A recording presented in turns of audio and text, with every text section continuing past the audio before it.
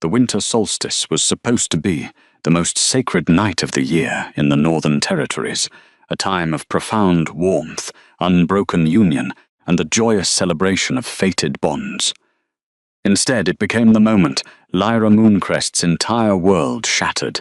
She stood at the very center of the grand ancestral hall, her head bowed in quiet reverence. The roaring hearth fires cast long, violently dancing shadows against the ancient stone walls, but their intense heat could not touch the freezing, paralyzing dread settling deep within her bones. For 7 long years, she had been the invisible spine of the stone pack. She had scrubbed the battle grime from their floors, brewed the poultices that healed their wounded warriors, and silently endured the mocking whispers of the elite who viewed an Omega as nothing more than disposable labor. But she had endured it all for him. Garrick Stone, the alpha of the pack, and the man the moon goddess had fated to be her mate, stood atop the elevated dais. His imposing presence used to be her absolute anchor. His familiar scent of sharp cedar and fresh rain was a comfort she had desperately relied upon since childhood. Now, as she looked up at him, that comforting scent was heavily tainted by the cloying, suffocating perfume of sweet gardenia. Vivian Vance stood right beside him. The notoriously wealthy rival noblewoman wore an exquisite gown of deep crimson silk that pooled around her delicate feet like dark winter wine. Her lips were curved into a sharp, heavily practiced smile, a flawless mask of aristocratic grace that barely concealed the toxic, triumphant cruelty shining brightly in her pale eyes. Vivian leaned her head against Garrick's broad shoulder, a deliberate, territorial display of ownership that made Lyra's stomach violently heave. Before the honored ancestors and the watching moon, Garrick announced, his booming voice echoing like thunder through the stunned, cavernous silence of the crowded hall. I, Garrick Stone, officially reject Lyra of the Mooncrest line as my fated mate and Luna of this pack. The words were a devastating physical blow, striking with the blunt force of a swung hammer. Lyra did not gasp. She did not cry out. She simply absorbed the catastrophic impact, standing perfectly still as she felt the ancient, primal magic of their fated mate, bond stretched to its absolute limit before snapping like a brittle twig inside her chest. In her place, Garrick continued coldly, not even bothering to glance down at the devoted woman who had faithfully stood by his side through crippling poverty and harsh border winters. I claim Vivian Vance as my true, pure-blood mate, my chosen Luna, and the only worthy future of this territory. The crescent-claiming mark on Lyra's left wrist, once a continuous source of pulsing, golden warmth, instantly flared with an agonizing, searing pain. It felt as though an invisible executioner had pressed a white-hot branding iron directly against her fragile flesh. Lyra clamped her jaw shut, refusing to give Vivian the profound satisfaction of hearing her scream. A ragged, desperate gasp tore through her lungs as her entire body convulsed with the sheer, unbearable shock of the tearing bond. Then, just as suddenly as the terrible fire came, it vanished entirely, leaving behind a stark, frost-cold numbness that spread rapidly up her arm. The skin of the mark turned a hollow, sickly grey. The hollow mark doesn't just contain your power, it creates a void, an absence where your magic should be. The ancient healer texts had warned of this exact somatic decay, the literal, agonizing hollowing out of an Omega's soul when deliberately discarded by her fated alpha. Hidden beneath the collar of her threadbare dress, her moonstone pendant grew frighteningly cold against her collarbone, its dormant lunar magic retreating into a deep, protective hibernation. Her lungs seized, refusing to draw in oxygen as the spiritual amputation took full effect. Vivian leaned closer to Garrick's side, her pale eyes locking onto Lyra's ashen face. A girl who has never been seen cannot be replaced, because she was never there to begin with, Vivian's smug, venomous expression seemed to say. Lyra had always been an invisible, tireless laborer, the quiet, resilient outcast who secured the pack's survival from the darkest shadows. Now that ultimate political power and unimaginable wealth were firmly within Garrick's grasp. Her years of quiet, selfless loyalty meant absolutely nothing. She was just a defective, lowly Omega meant to be discarded when a shinier prize came along. Lyra did not complain. She did not fall to her knees and beg for mercy. With deliberate, agonizingly slow movements, she reached up to her trembling shoulders, unclasped the heavy, ceremonial fur cloak of the pack, and let it fall lifelessly to the cold stone floor. Without uttering a single desperate word, she turned her back on the elevated dais, on the whispering, hypocritical crowd, and on the arrogant man who had just condemned her to a frozen exile. She walked steadily toward the heavy oak doors, pushing them open and stepping straight into the howling, vicious teeth of the winter storm. The road north was incredibly treacherous. The raging blizzard completely swallowed the surrounding landscape, erasing the familiar world in a blinding, chaotic swirl of white frost and biting ice. Lyra walked through knee-deep, freezing snow until her leg muscles burned with a fiery lactic acid, and then she stubbornly walked further still.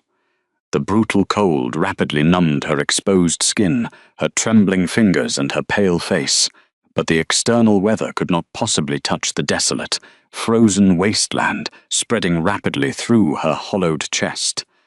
Her thin, ragged linen dress offered zero protection against the vicious, cutting wind. Her bare, colloosed feet repeatedly struck sharp, hidden stones buried deep beneath the snowdrifts, leaving a tragic trail of crimson drops in her lonely wake. Every single step she took was an absolute agony of physical exertion and severe bond deprivation.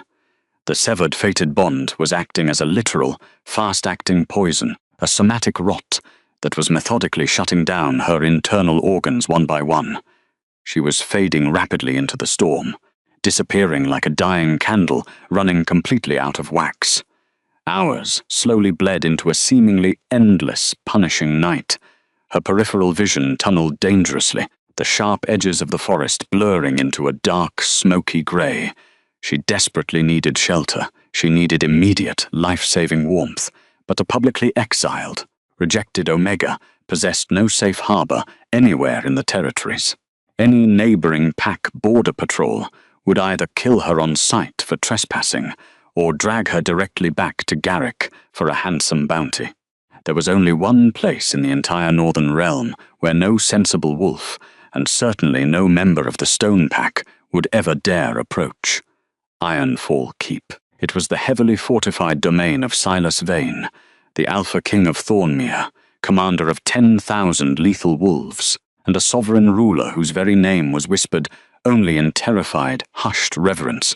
He was a monster, the tavern gossips wildly claimed, a cursed, fiercely ruthless widower who had permanently transformed his northern territory into an impenetrable, hostile fortress of ice and dark shadows. Lyra stumbled hard as the colossal, towering obsidian walls of the legendary fortress finally emerged through the dense, swirling winter fog. The massive, spiked iron gates towered menacingly above her, jagged and incredibly imposing, looking exactly like the open jaws of a sleeping ancient beast waiting to snap shut. Her frozen knees finally buckled under the impossible weight of her exhaustion. She collapsed heavily into a deep snowdrift right before the sovereign threshold. The freezing rain soaked entirely through her meager rags, chilling her fragile bones down to the very marrow. She lay there in the snow, entirely broken and abandoned, her bruised cheek resting helplessly against the unforgiving ice.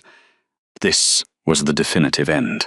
She fully expected the Alpha King's notoriously brutal guards to emerge from the towering shadows, to silently drive a spear through her back, or to drag her lifeless body deep into the woods for the starving scavengers. She closed her heavy eyes, finally surrendering to the encroaching dark. The deafening, metallic screech of heavy iron, violently dragging across solid stone, completely shattered the heavy silence of the blizzard. Lyra's frost-caked eyelashes fluttered open in sheer panic. The massive fortress gates were slowly, deliberately pulling apart. Through the blinding, chaotic snow, a terrifying, towering figure emerged from the courtyard. He did not send his armed guards. He did not release the hunting hounds. The fearsome, legendary ruler himself stepped directly out into the freezing, relentless downpour. Alpha King Silas Vane was an absolute mountain of a man, his massive, highly intimidating physical frame wrapped tightly in thick, dark direwolf furs that seemed to absorb the meager moonlight. His intense, winter-storm eyes swept methodically over the desolate landscape, projecting an absolute, unyielding sovereign authority. The freezing air immediately surrounding him crackled audibly with a latent, highly intimidating magic, the sheer, oppressive force of his alpha aura pressing down on the fresh snow like a heavy physical weight. Yet, to Lyra's utter shock, the terrifying monarch was not heavily armed with a broadsword. Cradled incredibly gently against his broad, muscular chest, completely shielded from the biting wind beneath the heavy folds of his winter cloak, was a young, silver-furred pup. The child was deeply and peacefully asleep, his small, fragile face buried safely against his massive father's neck. This was Bram Vane, the youngest of the cursed royal princes, a tragic, mute pup who had never spoken a single audible word since the chaotic day he was born into the world. Silas stopped his imposing stride mere inches from where Lyra lay trembling and dying in the snow. He looked down at her fragile form. Lyra held her breath in terror, her failing heart giving a weak, highly erratic flutter against her bruised ribs. She was a trespassing, rejected Omega actively expiring on his sacred sovereign threshold. Instant, brutal death was an absolute certainty. Instead, the fearsome Alpha King slowly, deliberately sank to one knee in the wet snow. The sudden, jarring shift from unapproachable, stone-cold dominance to quiet, heart-breaking vulnerability was completely disorienting. He did not unleash a feral growl. He did not harshly command her to leave his lands. He simply reached out his arm, his massive, heavily calloused hand hovering carefully over her freezing, violently shivering shoulder. As his imposing frame drew near, the sleeping pup safely tucked in his strong arms stirred. Bram's small, wet nose twitched in the freezing air. The child's eyes remained tightly closed, but he instinctively and desperately leaned his body toward Lyra. Even in her completely broken, near-dead state, the deeply dormant, highly suppressed ancient lunar magic within her royal bloodline released a soft, invisible scent into the storm, a beautiful, calming scent of rain-washed moonlight, of pure safety, and of absolute unconditional maternal warmth. Silas's intense storm-grey eyes widened slightly in pure shock, a sudden, blinding flicker of molten gold flashing deep within his irises, the intense physical pull of a profound, inexplicable fated resonance sharply sparked in the frigid air between them, an ancient magic demanding to be acknowledged. "Why are you out here, little wolf?" Silas finally murmured. His voice was a low, rough, gravelly rumble that vibrated powerfully through the frozen ground beneath her, yet it carried a stunning gentleness that completely contradicted his brutal, monstrous reputation. Lyra's lips were a bruised, sickly blue, her jaw trembling so violently in the cold that she could barely form the desperate words. I have nowhere else to go. I was cast out. I have nothing." Silas stared silently at her bare, terribly battered feet, and then his sharp gaze locked onto the fading, hollowed claiming mark on her fragile wrist that clearly spoke of a fresh, incredibly cruel betrayal. His strong jaw tightened dangerously, the heavy muscles ticking in his cheek as a silent, terrifying, earth-shaking fury rippled visibly through his massive frame. It was not a fury directed at her. It was a furious, protective promise of retribution directed at the arrogant world that had dared to leave her out here to freeze. "Because when I saw you lying there, broken and abandoned, something in me roared that I had to save you, even if saving you destroys me." Silas whispered heavily. The raw, transparent confession meant entirely for her freezing ears and the howling, unforgiving wind. Before Lyra could properly process the heavy, emotional weight of his startling words, Silas smoothly slid his free, powerful arm completely beneath her frozen knees and lifted her entirely off the icy ground. He was effortlessly, terrifyingly strong, easily holding the sleeping, fragile pup safely in one arm and the freezing, dying outcast in the other. Lyra gasped in sudden shock, instinctively shrinking her body back from his large hands, fully expecting to be harshly thrown or brutally punished. But the fearsome Alpha King held her with an agonizingly careful, almost reverent precision, exactly as if she were made of priceless, fragile glass rather than battered, worthless flesh. Without a single word of hesitation, he turned his broad back on the raging winter storm and carried her straight into the heavily fortified heart of Ironfall Keep. The sensory transition was immediate, overwhelming, and highly visceral. The biting, bitter winter frost tearing at her skin was instantly replaced by the radiant, deeply glowing warmth of the inner royal halls. Colossal roaring hearth fires burned brightly in massive, ancient stone fireplaces, casting a rich, soothing golden light over the dark, highly polished granite floors. The heavy, comforting scent of burning pine, rich leather, and hot, spiced medicinal tea completely saturated the air, rapidly creating an impenetrable, luxurious cocoon of absolute safety. Silas carried her swiftly through the cavernous, echoing corridors, his heavy leather boots somehow making absolutely no sound on the thick, woven woolen rugs.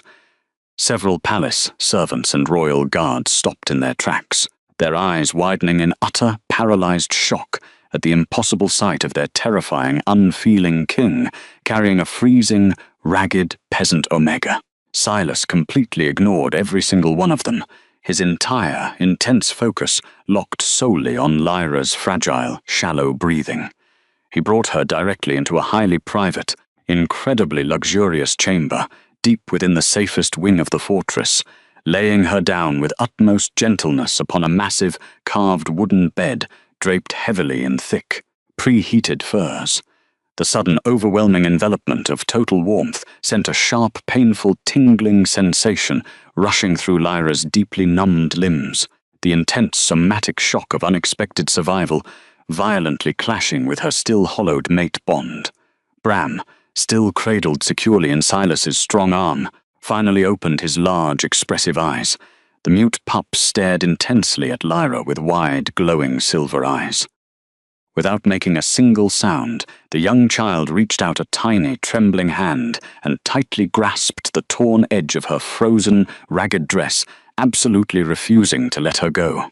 Around the pup's small neck hung a heavy runic teething ring, intricately carved with ancient symbols meant to ground his unstable magic, though it clearly offered him little comfort compared to her calming presence. Silas quietly watched the beautiful interaction, his broad chest rising and falling with a heavy, deeply deliberate breath. He gently set the small pup down on the soft edge of the mattress. Bram immediately and eagerly crawled across the furs to Lyra's side, curling his small body into a tight, warm ball firmly against her hip, desperately soaking in her deeply dormant, soothing lunar presence. "He has not slept fully through the night in over 2 years," Silas stated quietly, his intense gaze locked softly on his youngest son's suddenly peaceful, relaxed face. "Not one of my boys has. Not since the darkness took their mother." Lyra shivered violently, slowly pulling the thick, luxurious furs all the way up to her trembling chin. "Not one of your sons?" Silas pulled a heavy, intricately carved wooden chair close to the bedside and sat down heavily, his highly imposing frame completely dwarfing the sturdy furniture. The dark shadows in the corners of the room actually seemed to physically bend away from his intense aura. "I have 3 sons. Caelan Vane, my eldest, is dangerously consumed by an ancient fire elemental curse that burns with a searing, agonizing fever from the inside out whenever he loses his temper. Ronan Vane, the second prince, is heavily plagued by an icy, supernatural void that leaves him permanently shivering, completely unable to feel warmth. And Bram." He gestured softly to the mute pup resting safely against her side. "Bram cannot speak. The ancient magic running powerfully in their royal blood is completely unstable. It is a heavy, dark curse upon my lineage, one that has terrified and driven away every single healer, every royal caregiver, and every brave nanny in 3 entire realms. Lyra stared deeply at the fearsome, legendary king. The entire outside world saw him only as an unfeeling monster, a cold-blooded, ruthless tyrant who commanded invincible armies and eliminated his enemies without a second thought. But right here, sitting in the quiet, flickering candlelight of the sanctuary, she saw only a deeply desperate, exhausted, and incredibly vulnerable father desperately trying to save his children. They are incredibly wild, entirely chaotic, and highly dangerous to anyone who does not fully understand them, Silas continued, his intense storm-grey eyes finally rising to meet hers. The sheer, raw intensity in his powerful gaze made her weak breath catch painfully in her throat. But the very moment I stood over you at the iron gates, my youngest son eagerly reached for you, your unique scent. It instantly soothes the storming chaos in his blood. You possess a magic I have not seen in a millennium. Lyra swallowed the dry, painful lump forming in her throat, her calloused, trembling fingers tentatively and gently brushing against Bram's incredibly soft silver fur. The terrible aching hollow void inside her chest, the searing, agonizing pain of Garrick's public rejection, actually seemed to quiet just a tiny fraction under the innocent pup's trusting, steady warmth. "I am just an Omega," Lyra whispered softly, her raw voice cracking with years of deeply internalized, systemic shame. A rejected, wolfless Omega with absolutely nothing to her name but the torn rags on her back. What could someone as broken as me possibly offer a king? Silas leaned forward intently, resting his heavily muscled forearms securely on his knees. The terrifying, oppressive alpha aura that constantly radiated from him completely yielded, instantly softening into a highly protective, deeply enveloping shield that wrapped securely around her bruised body like a physical, warm embrace. He explicitly stripped away his royal authority, offering her a conversation between equals. "My 3 sons need a loving mother, and you need a home," the Alpha King said, his deep tone entirely earnest, totally devoid of any cruel mockery, transactional coldness, or misplaced pity. "I am formally offering you my sanctuary, Lyra Mooncrest, a highly permanent, completely untouchable place within these walls. You will want for absolutely nothing. You will never again be cold. You will never be hungry. And I swear to you upon my life that no man will ever lay a cruel hand on you again. In exchange, you will remain safely here, and you will care for my boys." It was a highly transactional, entirely unexpected sanctuary, a desperate, life-altering bargain struck in the dead, freezing heart of winter between a publicly broken outcast and a highly desperate, immensely powerful sovereign. Lyra looked slowly down at the small, fragile pup clinging desperately to her side. She thought bitterly of Garrick's arrogant sneer as he discarded her. She thought of Vivian's highly toxic, triumphant smile. She thought of the cowardly pack that had watched her walk out into the deadly blizzard to die, offering her nothing but their deafening complicit silence. Then she looked back up at the fearsome, legendary ruler who had intentionally stepped into a freezing, violent storm to carry her inside, a terrifying king who had willingly knelt in the snow before a bleeding beggar. "I accept your terms, Your Majesty," Lyra murmured quietly, her voice steadily gaining strength as a tiny, highly dormant spark of ancient lunar magic finally beautifully twitched awake deep within her frozen blood. Silas Vane closed his eyes, a long, incredibly heavy exhale of profound relief escaping his broad chest. When he slowly opened them again, the harsh winter storm grey had shifted completely and undeniably into a burning, brilliant, molten gold. "Welcome home, Lyra." The heavy oak doors of the private sanctuary suddenly shuddered against their iron hinges, shattering the quiet, fragile safety of the room Lyra had only just begun to appreciate. A chaotic, frantic commotion erupted in the stone corridor outside. Lyra flinched instinctively, pulling the thick, preheated furs much tighter around her trembling shoulders as the muffled sounds of a desperate struggle echoed through the heavy wood. For a brief, terrifying second, the horrific memory of her public rejection at the solstice ceremony threatened to swallow her whole. The deafening roar of Garrick's pack cheering as Vivian took her place, but the sounds outside this door were not cheers. She heard the sharp hiss of rapidly escaping steam, the frantic shouting of adult men, and the unmistakable, terrifying crackle of flash-freezing ice rapidly spreading across the granite floors. The door burst open, crashing hard against the ancient stone wall. 2 royal guards, clad in thick insulated leather armor, stumbled backward into the illuminated hallway. One panicked guard was frantically patting out a burst of searing, unnatural flames that had caught the edge of his heavy woolen cloak, while the other was clutching his forearm in sheer terror. The second guard's armor was rapidly being encased in a thick, jagged layer of white, biting frost that threatened to shatter his bones.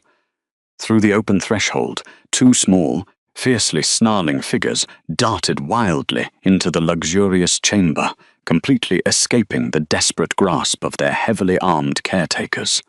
These were the elder princes of Ironfall Keep, Kaelin and Ronan. Kaelin, the eldest pup, was a terrifying, heartbreaking manifestation of raw, unstable elemental agony. His small, silver-furred body was trembling uncontrollably, practically vibrating, with a chaotic, searing fever that burned aggressively from the inside out. The air immediately surrounding his small frame rippled and distorted with an intense radiating heat, carrying the sharp, acrid scent of burning ozone and scorched pine needles. The blood in his veins seemed to literally glow beneath his pale skin, a devastating fire elemental curse that caused him an unbearable, constant physical torment. The frantic child bared his small fangs at the empty air, a low, distressed growl tearing from his raw throat as he thrashed blindly against the invisible fire consuming his own body. Every time he exhaled, tiny embers sparked against the stone floor, threatening to ignite the rich tapestries lining the walls. Right behind him, moving with a stiff, deeply unnatural gait, was the second prince. Ronan was the exact, devastating opposite of his elder brother. A supernatural icy void clung desperately to his small, shaking frame. His lips were a bruised, sickly blue, and his tiny teeth chattered so fiercely it sounded like heavy glass shattering on stone. Wherever his tiny bare feet touched the polished granite floor, a thick, intricate spiderweb pattern of white frost instantly bloomed, flash-freezing the ambient moisture in the room.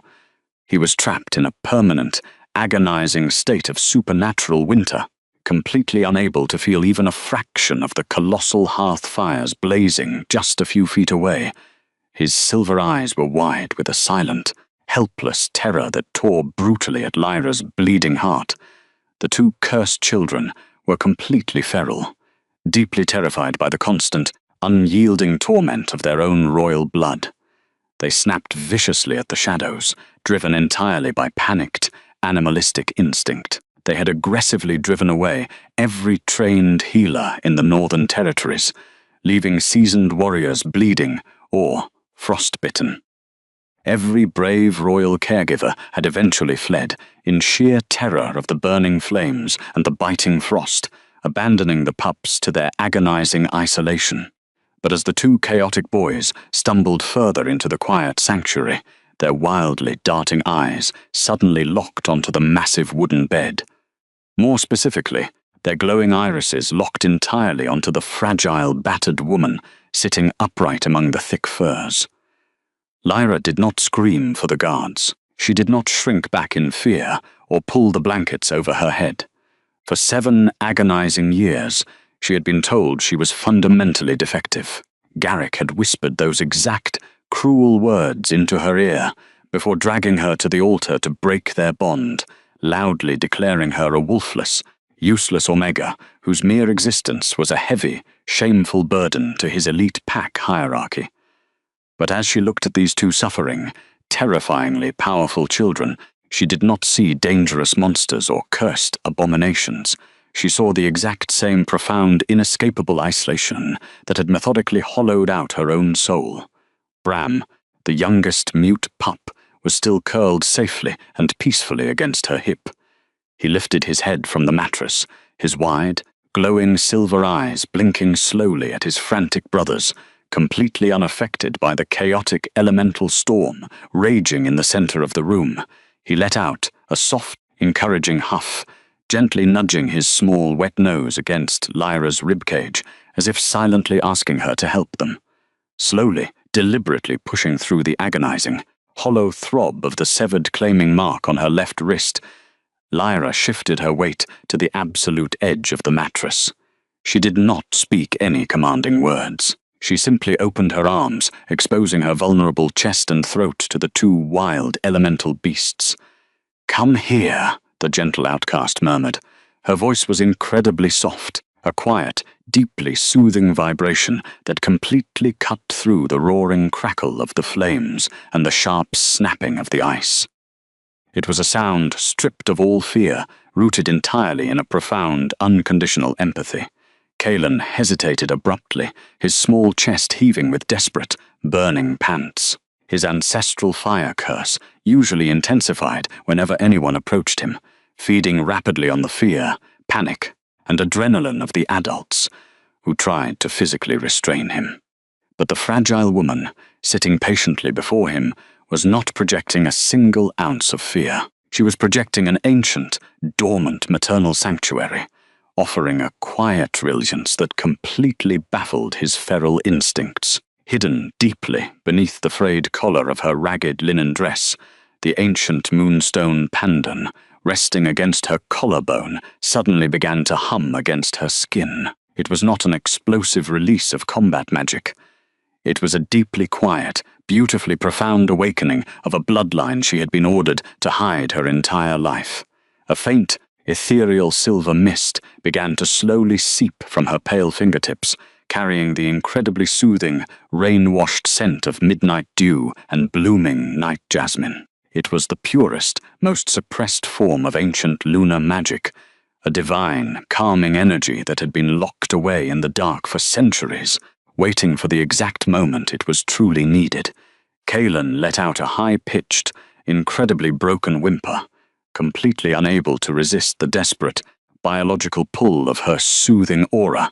The eldest prince scrambled frantically up the wooden steps of the bed, and threw his burning, feverish body directly into Lyra's waiting arms. The initial impact was a brutal wave of searing, suffocating heat, but the very second the fire-cursed pup pressed his flushed face against Lyra's neck, the ancient lunar magic within her flared brilliantly to meet his agony. It did not aggressively fight the fire. It gently, systematically absorbed it into her own aura, a cool, shimmering silver light wrapped securely around Kalen's trembling shoulders like a physical blanket. The agonizing, glowing heat beneath his skin began to visibly dim, fading rapidly from a dangerous, blinding white to a soft, manageable ember.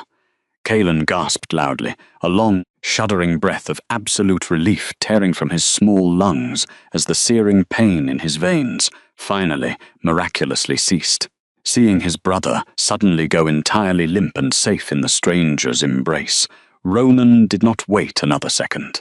The frost-cursed second prince practically threw himself across the heavy furs, his freezing, violently shivering body completely burying itself under Lyra's right arm.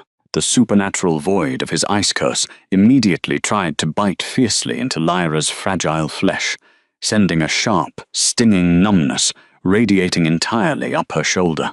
But the lunar magic flowing freely through her veins possessed an incredible, radiant warmth of its own. It was the comforting, undeniable heat of a mother's absolute, fierce protection. Lyra quickly wrapped the thick, preheated furs securely around Ronan's small shaking frame, pulling him tightly against her warm ribcage. The deadly, white frost clinging stubbornly to his silver fur instantly began to melt, turning into harmless warm drops of water that soaked quietly into the fabric of her ruined dress. It was not a quick, sudden erasure of their curses, but a profound somatic balancing. The heavy, volatile magic in the room seemed to exhale, releasing years of pent-up suffering into the stone walls. For the first time in his tragically short life, the terrifying, permanent shiver racking Ronan's small body came to a complete peaceful halt. The chaotic, unstable energy that had just threatened to tear the stone sanctuary apart completely vanished, replaced entirely by a heavy, incredibly profound silence. Lyra sat frozen in the center of the massive bed, completely overwhelmed by the sheer physical weight of the three royal princes anchoring her to the mattress. Kaelan was tucked securely under her left arm, his small face buried deep in the crook of her neck, his breathing completely even and relaxed. Ronan was curled tightly into a warm ball under her right arm, his previously blue lips returning to a healthy, flushed pink as he finally, deeply absorbed the radiant body heat he had been denied since birth.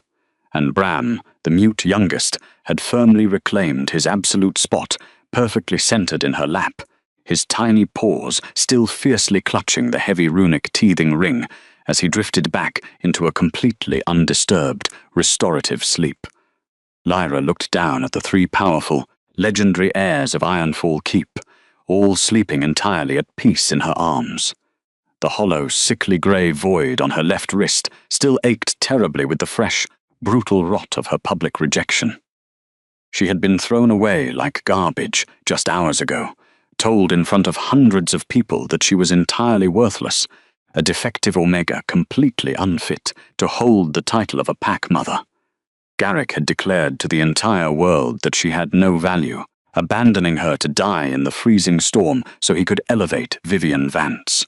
She gently rested her collused, bruised cheek against Kaelan's incredibly soft silver hair, a single, hot tear slipping silently down her pale face and vanishing into the rich furs. "We are small things in a world of teeth," her late grandmother used to whisper in the dark, damp cellars of her youth. "Smallness is a gift. Use it." Her grandmother had been absolutely right. It was not brute, earth-shattering physical force that had saved these cursed children tonight. It was the quiet, small, unyielding resilience of a woman who simply refused to let another living creature suffer the agonizing cold she knew so intimately. The three royal pups did not care that she wore torn, bloody rags. They did not care that she lacked a wealthy pure-blood lineage or a massive, terrifying, shifting form. They only cared that her presence felt like absolute, undeniable safety. A sudden, intense shift in the atmospheric pressure of the room made the tiny hairs on the back of Lyra's neck stand straight up. The ambient temperature of the sanctuary spiked again, not with Kaelan's destructive fever, but with a heavy, deeply powerful alpha presence that demanded total, primal acknowledgement from every cell in her body. Lyra slowly lifted her tear-stained eyes. Silas stood perfectly still in the shadowed archway of the open door. The terrifying, colossal Alpha King of Ironfall Keep had silently dismissed the burned and freezing guards, standing entirely alone in the quiet corridor as he bore witness to the impossible miracle unfolding on his bed. His massive, heavily muscled frame completely filled the stone threshold. The dark, dire wolf furs draped over his broad shoulders seemed to aggressively absorb the flickering golden light of the colossal hearth fires, casting him in an intimidating, mythic silhouette. For years, this feared sovereign had been forced to watch his beloved sons suffer in agonizing, elemental torment, completely unable to use his immense, world-breaking physical strength to save them from the ancient curses in their own blood. He had stood helplessly by as countless brave warriors and skilled, arrogant healers fled screaming from this exact room, declaring the boys entirely lost. Now he was staring in absolute silence at a publicly discarded, utterly exhausted Omega who had completely tamed his wild, feral sons in a matter of minutes without raising her voice a single decibel. Silas's broad chest heave, with a long, deeply ragged breath that echoed loudly in the quiet room. The harsh winter storm grey of his intense eyes had completely vanished. In its place, a brilliant, terrifyingly beautiful molten gold burned with an explosive, blinding intensity. It was not the cold, calculating, political gaze of a sovereign ruler assessing a new servant. It was the raw, unhinged, fully awakened stare of a primal inner beast that had just definitively, irreversibly recognized its absolute fated equal. The intense physical pull of the fated resonance slammed into Lyra like a solid physical wall of heat across the vast room.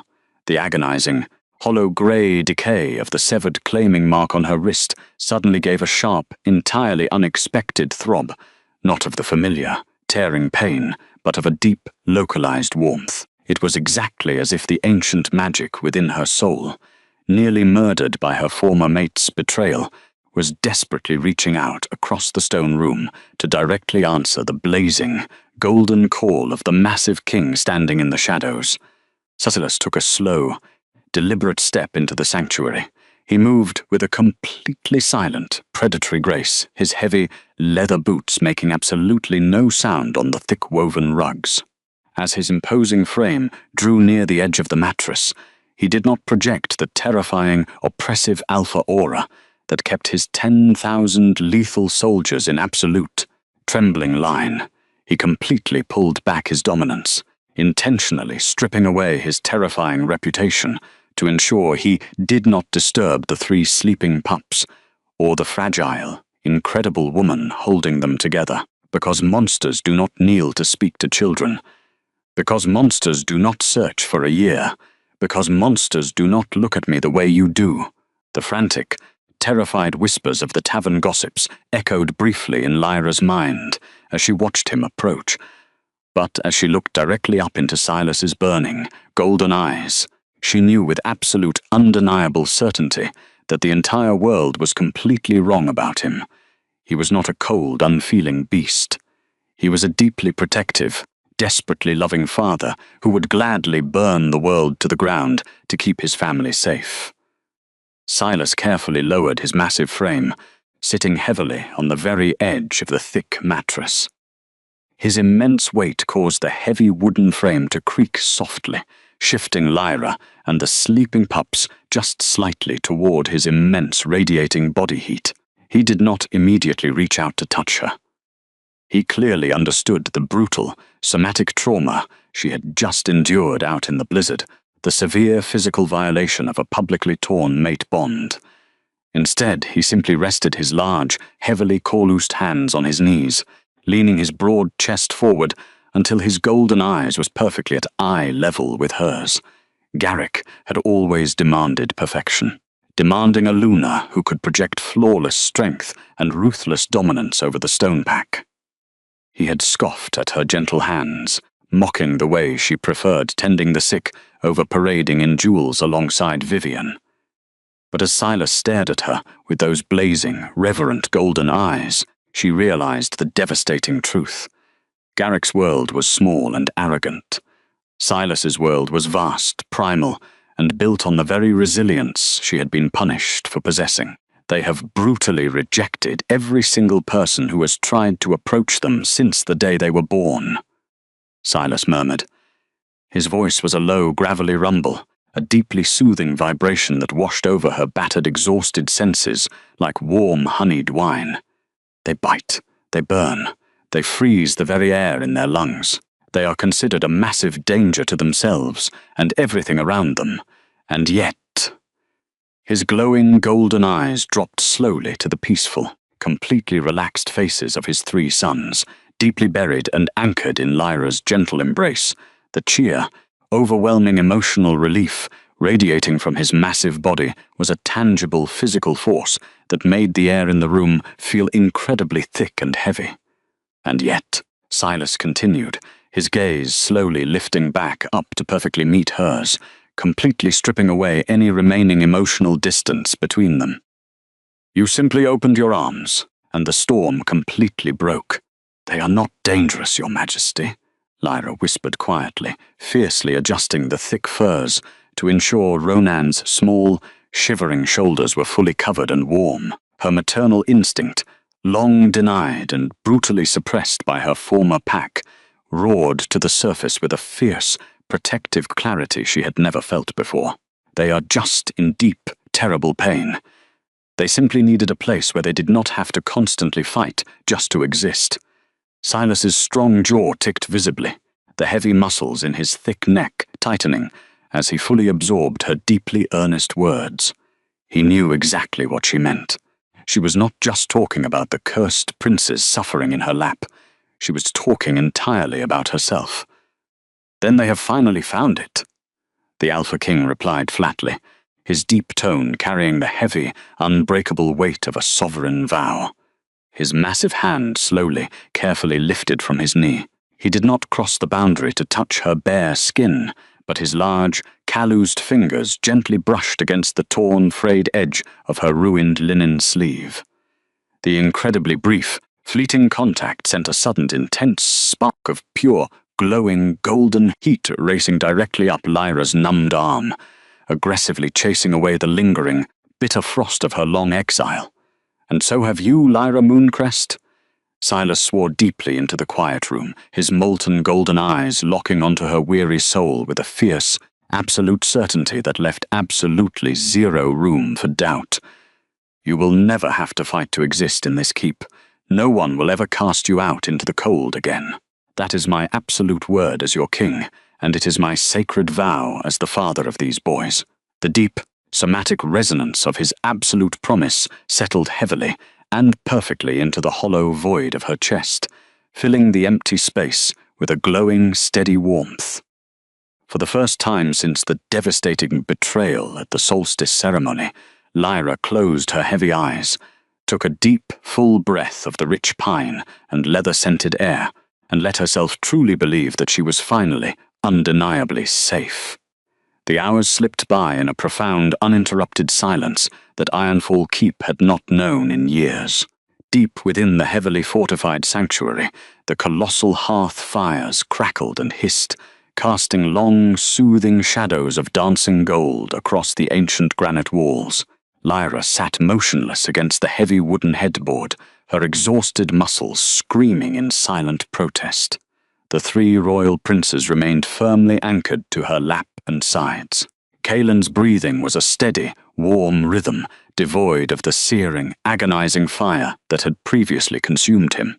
Ronan's tiny fingers were curled tightly into the frayed fabric of her linen dress, his body entirely relaxed and flushed with healthy heat.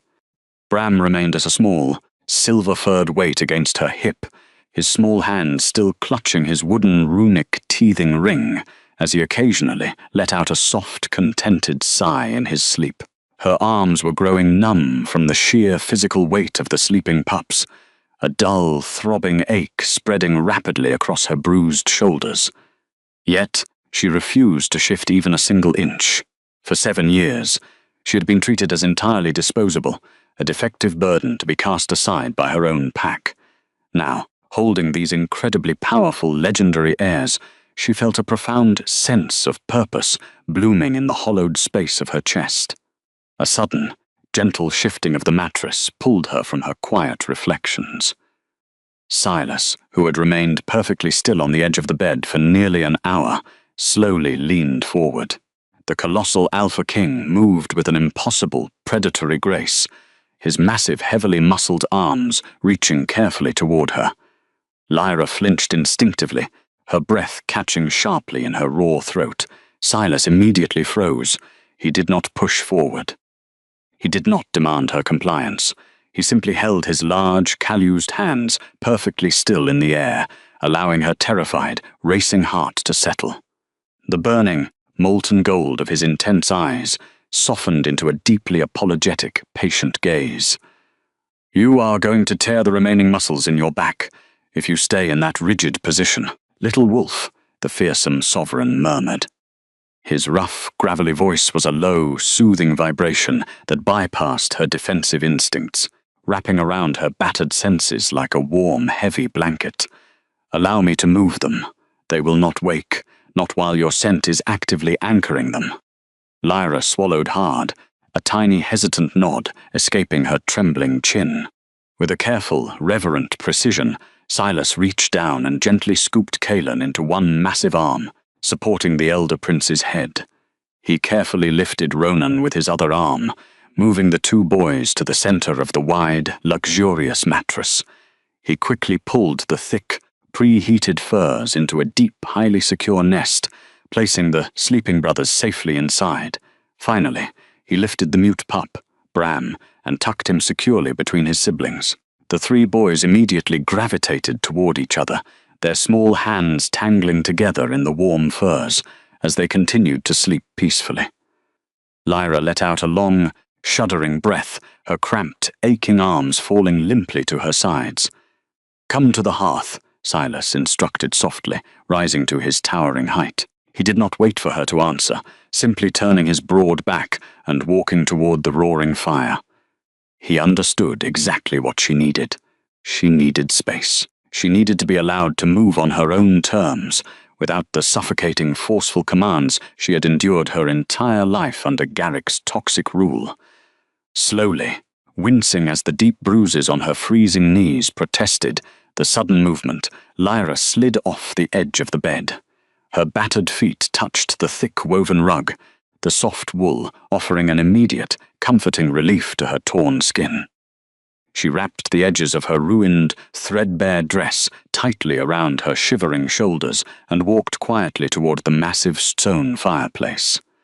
Silas had pulled a heavy, intricately carved wooden armchair directly in front of the blazing hearth. He gestured for her to sit. As she sank into the plush velvet cushions, she felt a sudden, intense wave of localized warmth radiating from the hollow, sickly grey claiming mark on her left wrist. It was a bizarre, jarring sensation. The severed fated bond, which had been acting as a fast-acting poison in her blood just hours ago, was now gently throbbing with a deeply soothing, golden heat whenever the towering king drew near. Silas knelt on the solid stone hearth, his massive frame completely dwarfing the heavy iron fire tools. He poured a steaming, dark amber liquid from an iron kettle into a thick ceramic mug. The rich, intoxicating scent of crushed cloves, dried orange peel, and raw, sweet honey instantly saturated the air. He handed the mug to her, his corloosed fingers carefully avoiding direct contact with her bruised skin. "Drink," he commanded softly. It was not a royal order, but an earnest plea. "It contains ancient willow bark and moonflower root. It will help knit the torn physical edges of your severed bond." Lyra took the heavy mug, wrapping her freezing, trembling fingers around the hot ceramic.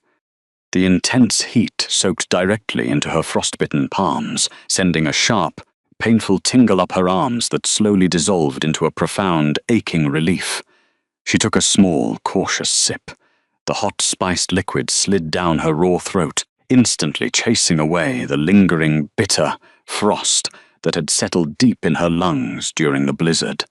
She looked over the rim of the mug at the fearsome ruler, sitting on the stone floor beside her chair. He was the most powerful male in 3 realms, a sovereign who commanded 10,000 lethal wolves, yet he was sitting entirely on the floor so he would not tower over her.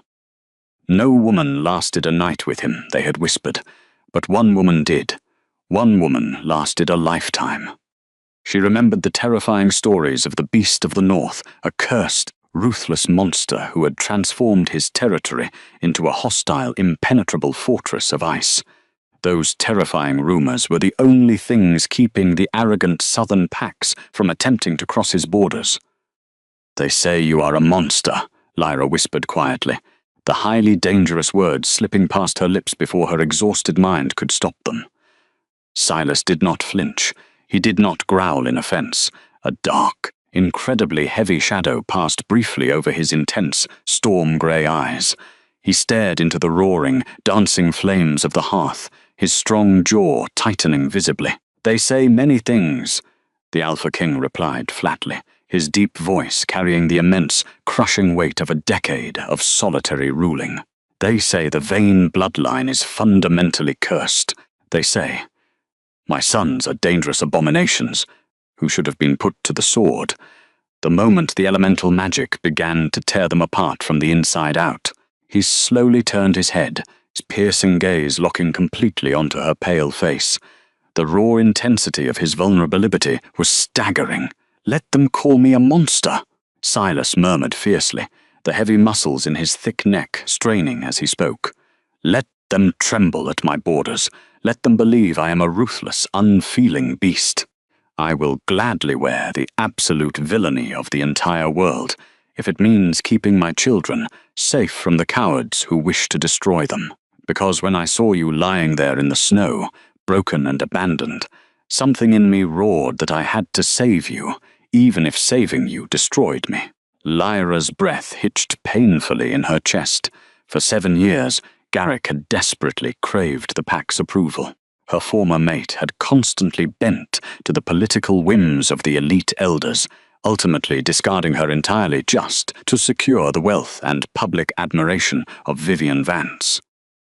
Garrick had chosen public reputation over profound loyalty, but here was a terrifying, all-powerful king who willingly embraced universal hatred and absolute isolation just to protect his broken family.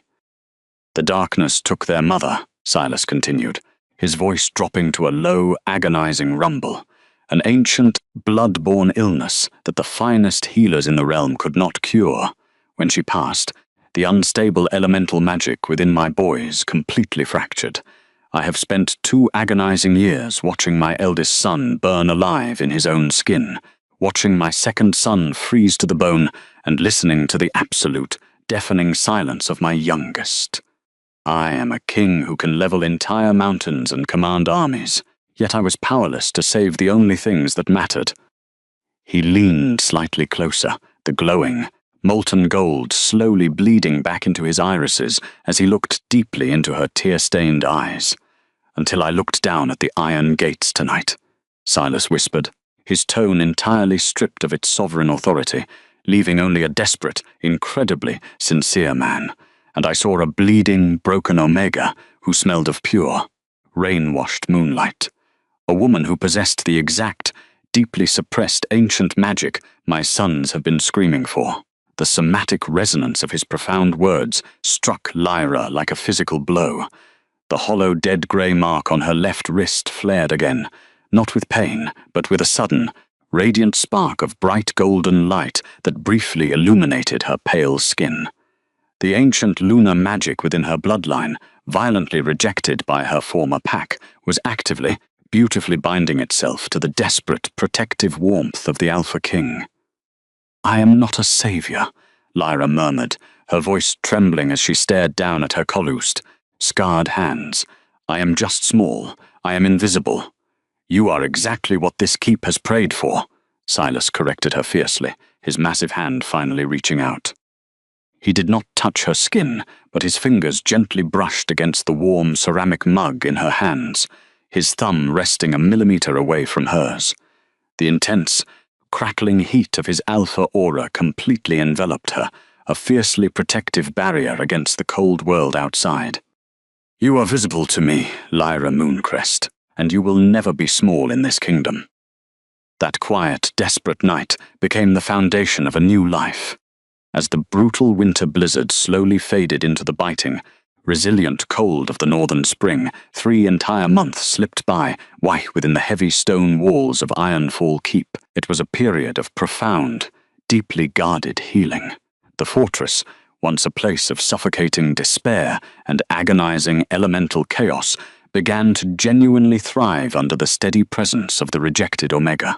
During those 3 months, the terrifying reality of the royal curses was completely transformed by Lyra's touch.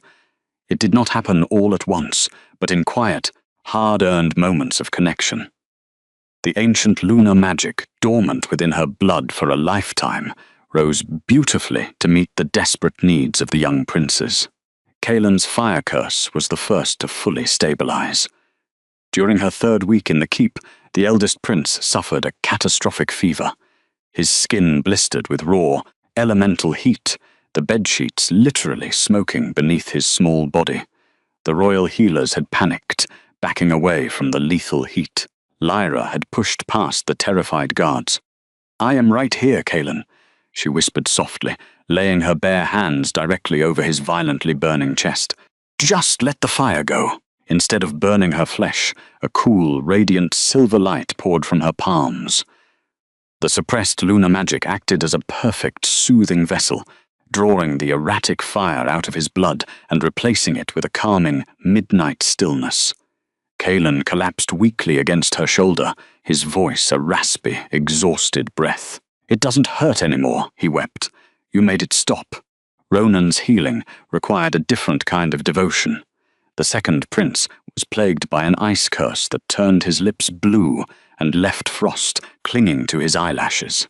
He would hide in the darkest corners of the keep, shivering so violently his tiny bones rattled. Lyra would find him trembling behind the heavy tapestries. "You do not have to freeze in the dark," she would murmur, wrapping herself in thick dire wolf furs and pulling his rigid, freezing body against her chest. She would sit by the hearth for hours, letting the newly awakened golden warmth of her healing mate bond radiate through her skin. "Is that the sun?" Ronan whispered one evening, his chattering teeth finally slowing as she thawed the ice in his veins. Soon, Ronan refused to sleep anywhere but entirely tangled in her protective arms. And then there was Bram. The youngest mute prince became Lyra's absolute shadow. He communicated entirely through soft physical nudges and the rhythmic clicking of his runic teething ring. Lyra learned the exact meaning behind every tilt of his silver head. She carved small wooden animals for him by the fire, sitting on the plush rugs while he rested his head heavily on her lap. When she handed him a perfectly carved wooden wolf, Bram looked up with wide, shining amber eyes. He didn't need words. His tiny fingers squeezed her hand in a profound, silent expression of gratitude. Her unwavering presence provided an emotional sanctuary that required no words at all. As the pups healed, so did Lyra. The sickly, necrotic grey edge of Garrick's rejected, claiming mark slowly flaked away, replaced by a smooth, shimmering silver crescent that throbbed with a gentle, golden heat whenever Silas entered the room. The Alpha King kept his sacred vow with a restraint that completely shattered Lyra's understanding of alpha males. Silas did not issue commands. He did not demand her time or her body. He simply existed as an immovable, fiercely protective shield around her.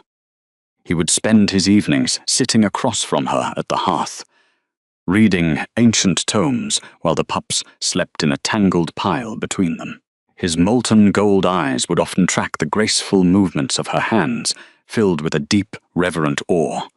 Ruthless fiends refused to lower their massive frames for a youth. Terrifying legends lack the sheer patience to spend 12 months looking for someone. And a cold Bloodzad sovereign could never behold me with such overwhelming tenderness, she often thought, feeling a blush warm her cheeks under his intense gaze. Outside the heavy iron gates, the world was rapidly turning into a nightmare for those who had cast her out.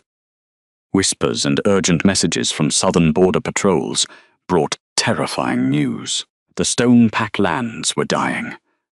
The moment Lyra's lunar magic had been violently severed from their territory, the ancestral crop fields had turned entirely to black ash. The fresh water wells had transformed into foul, stagnant mud. Silas had quietly intercepted these reports, absolutely refusing to let the chaos of Garrick Stone interrupt the fragile peace Lyra was building in his home. By the end of the 3rd month, Lyra felt an entirely new emotion taking root in her soul. It was a fierce, sovereign confidence. She was no longer a broken, invisible servant. She was the absolute center of a terrifyingly powerful royal family, anchored by the love of 3 legendary princes and the quiet devotion of a colossal king. Then, on a perfectly still morning, the fragile, deeply intimate peace of the sanctuary was shattered violently. The harsh, discordant blare of an iron warning horn tore brutally through the quiet dawn, vibrating intensely through the solid granite floors and echoing down the cavernous, stone corridors. It was the absolute, unmistakable alarm of the outer watchtower, signaling an immediate, hostile intrusion.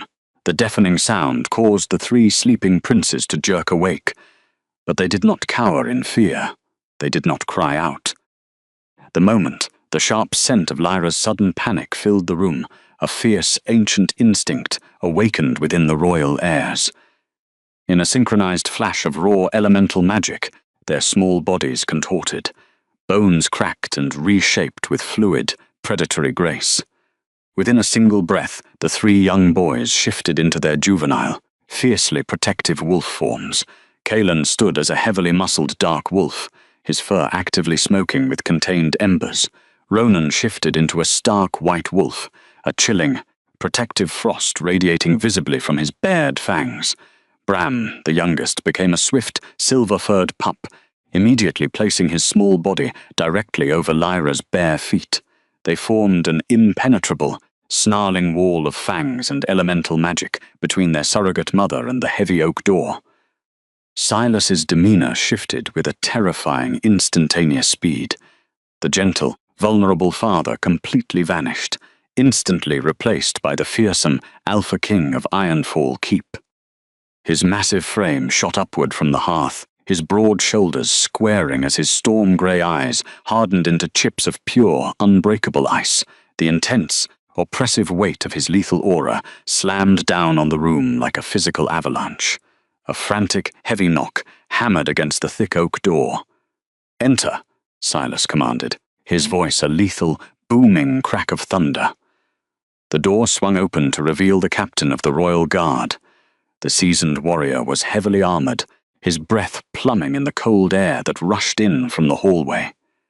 He completely ignored the snarling juvenile wolves, immediately dropping to one knee and keeping his head bowed in absolute submission. "My king," the captain panted urgently, riders at the outer threshold. "An armed delegation from the Stone Pack lands. They are demanding an immediate audience." Lyra's entire body went completely rigid. The heavy wooden comb she had been using to brush Ronan's hair slipped violently from her trembling fingers, clattering loudly against the solid stone floor. The name alone acted as a vicious, somatic trigger. The silver crescent on her wrist instantly flared with a sharp, agonizing stab of cold, the terrifying memory of her public humiliation, threatening to drag her back into the freezing dark. Garrick, Silas's head snapped toward her, his intense gaze instantly tracking the sheer, unadulterated terror radiating from her pale face. The heavy muscles in his jaw locked with a deadly, violent precision. A low, terrifying, feral growl began to build deep within his broad chest, a sound so purely animalistic and lethal that the stone floor beneath their feet actually vibrated. "Stay here," Silas ordered the captain, his voice dropping to a terrifying, deadly whisper. "Do not let them past the iron gates. They claim it is a matter of pack sovereignty. Your Majesty," the captain added nervously, not daring to look up. "Alpha Garrick Stone is leading them. He is demanding the immediate return of his stolen property." The silence that followed was completely suffocating. The air in the sanctuary grew so incredibly thick and heavy with the sovereign's murderous intent that Lyra could barely draw a breath. The Alpha King did not shout.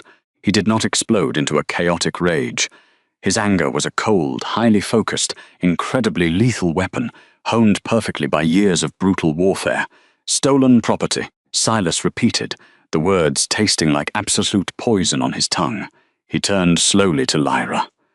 The terrifying, monstrous aura completely parted around her, ensuring she felt absolutely none of his crushing dominance. "Do not move from this room, Lyra. You are perfectly safe here. My sons will guard you. I will handle the coward at my gates." He turned and strode out of the sanctuary, his heavy leather boots thudding ominously against the stone floor. Lyra Mooncrest could not simply stay hidden behind the protective wall of her new children. The agonizing terror in her chest was slowly, inevitably being replaced by a strange, fierce compulsion. For 7 years, she had hidden in the shadows, silently enduring Garrick's toxic abuse and the pack's cruelty. She had walked out into the deadly blizzard without a single word of defiance. But she was no longer that shivering, broken Omega. The ancient lunar magic flowing through her veins, fully awakened and anchored by the immense protective warmth of her new family, demanded she face her past. Trembling, Lyra gently placed her hand on Kaelan's smoking fur, silently asking him to stand down. She wrapped a thick, heavy woolen cloak tightly around her shoulders and quietly slipped out of the sanctuary, silently following the distant echoes of Silas's heavy footsteps. She navigated the dark, cavernous corridors, her booted feet moving soundlessly across the cold stone, until she reached the grand, iron-wrought balcony that directly overlooked the massive outer courtyard of the keep. The pale, icy sunlight of the spring morning reflected blindingly off the towering obsidian walls and the jagged iron spikes of the fortress gates.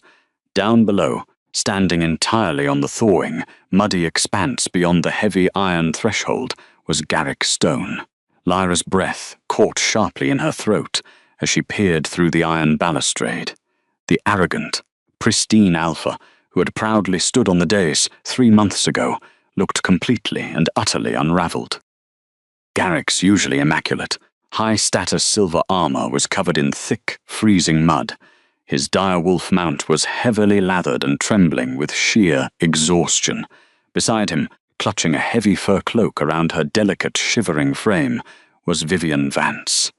The rival noblewoman's flawless, aristocratic mask was entirely gone, replaced by a pale, sunken expression of absolute desperation and malnourishment. They did not look like triumphant conquerors. They looked like terrified refugees fleeing a waking nightmare. "I demand an audience with the Alpha King," Garrick shouted frantically, his voice cracking against the biting northern wind. The familiar scent of sharp cedar was entirely gone, completely overpowered by the sour, metallic stench of deep fear and biological decay. "I demand the immediate return of the Omega Lyra Mooncrest. She belongs to the Stone Pack." A heavy, terrifying screech of iron echoed across the courtyard as the massive fortress gates slowly pulled open. Silas Vane stepped completely alone into the freezing morning air. He did not bring a battalion of heavily armed guards. He did not need them. The colossal, heavily muscled sovereign stood tall on the muddy battlements, wrapped entirely in dark direwolf furs, projecting an aura of such absolute crushing, world-ending power that Garrick's elite guards instantly took a terrified, involuntary step backward. "You stand at the threshold of Ironfall Keep, Garrick Stone," Silas rumbled. His deep, gravelly voice was not raised, yet it effortlessly carried across the vast expanse, slicing through the freezing air like a freshly sharpened, brutal broadsword. "And you dare to demand anything of me?" Garrick swallowed hard, his arrogant posture visibly crumbling under the immense oppressive weight of the Alpha King's presence. But pure, blind desperation drove him forward. "She is my pack member," Garrick argued, his voice trembling noticeably as he gestured wildly toward the massive keep. "We made a terrible mistake. The moment her bond was severed, and she crossed the territory lines 3 months ago, the land began to die. The ancestral crop fields instantly turned to black ash. The fresh water wells have turned entirely to foul mud. Our sick are actively perishing in their beds. We did not realize her defective magic was acting as a continuous, biological blessing upon the soil. She must return immediately to restore the territory." Lyra stood frozen on the high balcony, her hands gripping the freezing iron rail so tightly, her knuckles turned entirely white. The horrific, devastating truth finally slammed into her. Garrick did not regret breaking her heart. He did not care that he had publicly humiliated her, hollowed out her soul, and sent her out into a deadly blizzard to freeze to death. He only cared that his precious, wealthy lands were rapidly decaying without her deeply suppressed, ancient lunar magic to silently sustain them. He had viewed her as an invisible, disposable servant, completely unaware that her quiet resilience was the only thing holding his arrogant empire together. "We command you to hand her over. She is a low-born Omega, bound by law to serve the Alpha of the Stone Pack. You cannot harbor a fugitive." Vivian shrieked, stepping forward with her teeth chattering violently in the biting cold. High above, Lyra looked down at the pathetic, shivering figures who had tormented her for years. The terrifying, agonizing grip they had held over her soul simply vanished, evaporating into the cold morning air. "Thank you for letting me go," Lyra thought quietly, the absolute, undeniable truth settling firmly into her bones, because being let go had allowed her to be found by a better man, a better kingdom, a better life, and she would never, ever look back. Down in the courtyard, Silas slowly descended the heavy stone steps, stopping mere inches from where Garrick's horse nervously stamped its hooves. The Alpha King's intense, storm-grey eyes were devoid of any mercy, completely filled with a chilling, lethal promise of absolute destruction. She was a low-born Omega when she resided in your pathetic, dying borders, Silas stated flatly, his voice echoing with a terrifying absolute finality. She was an outcast when you publicly severed her bond and sent her into a blizzard to expire. Silas took one more deliberate step forward. The terrifying, crackling pressure of his alpha aura aggressively slammed into Garrick's chest, completely overwhelming the younger alpha. Garrick's knees buckled violently, his body physically forced downward by the sheer undeniable superiority of the legendary king before him. "But she is no longer yours," Silas roared, the deep animalistic sound violently shaking the remnants of winter snow from the high fortress walls. His eyes flared with a blinding, brilliant molten gold. "She is the mother of the royal princes. She is under the absolute permanent protection of the Ironfall crown. If you or any member of your decaying pack ever take a single step toward my gates again, I will personally march my 10,000 wolves south, and I will burn your entire territory down to the bedrock." Garrick fell completely to his knees in the freezing mud, trembling in absolute, helpless terror before the towering beast who had just claimed the very woman he had so foolishly thrown away. Lyra released her white-knuckled grip on the freezing iron balustrade, her chest rising and falling with a slow, deeply stabilizing breath. She could have easily remained safely hidden in the heavy shadows of the high balcony. She could have allowed the colossal sovereign standing in the courtyard below to fight all her battles, just as her former mate had always, in a cowardly, expected others to fight his. But the ancient lunar magic, now humming beautifully through her veins, absolutely refused to cower. Gathering the heavy, luxurious folds of her dark direwolf cloak securely around her shoulders, the resilient outcast turned away from the overlook and began her deliberate descent down the winding stone staircase toward the outer threshold. Every single step she took against the cold granite felt like a profound shedding of her past trauma. For 7 agonizing years, she had been systematically trained to keep her head completely bowed, to make herself invisible, and to silently absorb the toxic abuse of the southern elite. The hollow mark on her wrist had once created a terrible void, an agonizing absence where her magic and self-worth should be. But as she descended into the pale, icy sunlight of the spring morning, that sickly grey decay was entirely gone. In its place, the shimmering silver crescent pulsed with a radiant, golden warmth, firmly anchoring her soul to the immense protective power of Ironfall Keep. Down in the muddy courtyard, Garrick's frantic eyes darted upward, catching the subtle movement on the ancient stone steps. The desperate Alpha completely ignored the lethal, vibrating warning rumbling from the towering king standing just inches away, driven by the maddening realization that his precious territory was rapidly decaying into black ash without her presence. The arrogant man scrambled wildly to his feet. He stared in absolute paralyzed shock at the woman descending the stairs. This was not the broken, shivering beggar he had ruthlessly cast out into a deadly winter blizzard 3 months ago. The fragile servant in torn rags was completely gone. In her place stood a deeply sovereign figure, radiating an ethereal, calm authority, wrapped in the priceless furs of a legendary royal lineage.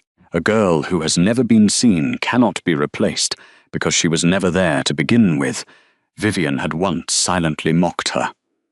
But looking at the breathtaking, radiant woman now commanding the attention of the entire fortress, Vivian's pale, sunken face twisted into an ugly mask of sheer, undeniable panic. "Lyra, you must listen to me," Garrick shouted desperately, taking a reckless, frantic step toward the base of the stone staircase. He deliberately pushed his voice into the deep, commanding alpha register he had always used to force her submission. "We forgive your trespasses. The elders have agreed to welcome you back. You must return to your rightful place and restore the ancestral crop fields immediately. The pack is starving without your magic." The pathetic, manipulative demand echoed off the towering obsidian walls, completely devoid of any genuine remorse or care for her well-being. He did not ask if she had survived the freezing snow. He did not apologize for publicly tearing their fated bond apart. He only demanded the immediate return of the biological resource he had so foolishly thrown away. She was wrong. Because the Alpha King had finally discovered the truth, and he was coming for what was his. Before Lyra could even open her mouth to deliver her absolute, quiet refusal, the heavy, iron-reinforced doors of the inner courtyard were violently blown apart. A chaotic, explosive surge of highly unstable elemental magic shattered the tense morning air. A synchronized, fiercely protective snarl tore through the courtyard, a sound so purely feral and incredibly aggressive that the veteran southern soldiers instantly flinched backward, their hands flying nervously to their weapons. The three royal princes had tracked the sharp, metallic scent of their surrogate mother's sudden anxiety, and they absolutely refused to let the hostile intruders take her away. Kaelin, Ronan, and Bram did not hesitate for a single fraction of a second. Mid-stride, their small human bodies contorted with a terrifying, fluid grace. Bones cracked and rapidly reshaped in a blinding blur of primal energy as they leaped from the elevated stone porch. They hit the muddy courtyard not as vulnerable, cursed children, but as three juvenile, incredibly dangerous wolves, fiercely determined to defend their territory. The eldest prince landed with a heavy, explosive thud, his dark, heavily muscled fur actively smoking with contained embers. Kaelin bared his lethal fangs, a searing, radiant heat rolling off his juvenile form that instantly boiled the freezing mud beneath his large paws. Beside him, the second prince shifted into a blindingly stark white wolf. Ronan's glowing silver eyes locked onto the southern intruders as a heavy, supernatural frost radiated violently from his snout, flash freezing the surrounding puddles into jagged, highly dangerous spikes of solid ice. And little Bram, shifting into a swift, beautiful silver pup, darted directly up the stone steps. The youngest prince planted his intense stance firmly across Lyra's bare feet, issuing a remarkably brave, high-pitched growl at the arrogant man trying to approach her. Together, the three royal heirs formed an impenetrable, snarling wall of elemental magic and bared fangs, completely separating the rejected Omega from her abusive past. "What are these cursed abominations?" Vivian shrieked in sheer horror, scrambling frantically backward until she collided harshly with the side of their exhausted dire wolf mount. She pointed a trembling, highly accusatory finger at the smoking and freezing pups. "They are monsters. Call them off, you defective wretch." Lyra did not flinch at the cruel insult. She gently rested her callosed hand on Bram's soft silver fur, her quiet, unwavering presence instantly preventing the elder brothers from launching a lethal attack. She looked down at her former tormentors with an expression of profound, unbothered pity. They were no longer terrifying figures of absolute authority. They were just small, cruel people desperately trying to command a world that had completely outgrown them. Garrick made the final, catastrophic mistake of his arrogant life. Blinded by the terrifying sight of the elemental beasts actively blocking his path to salvation, and severely panicked by Vivian's frantic screaming, the desperate Alpha instinctively reached down to the heavy leather belt resting at his waist. He drew his silver hunting blade, the sharp metal ringing out loudly in the tense, silent courtyard as he pointed the weapon directly at the snarling, smoking princes protecting the stairs. That single, hostile metallic sound was the absolute, definitive end of Garrick's safety. Silas Vane did not merely step forward to intercept the threat. The fearsome sovereign completely abandoned his human restraint, surrendering entirely to the world-ending, primal beast that lived constantly just beneath his skin. The atmospheric pressure in the courtyard plummeted so violently that the ambient air visibly distorted, stealing the breath directly from the lungs of every Southern soldier present. With a deafening, earth-shattering roar that physically shook the towering obsidian walls to their very foundations, the Alpha King shifted. It was not a normal transition. It was a violent, beautiful explosion of pure, unadulterated sovereign power.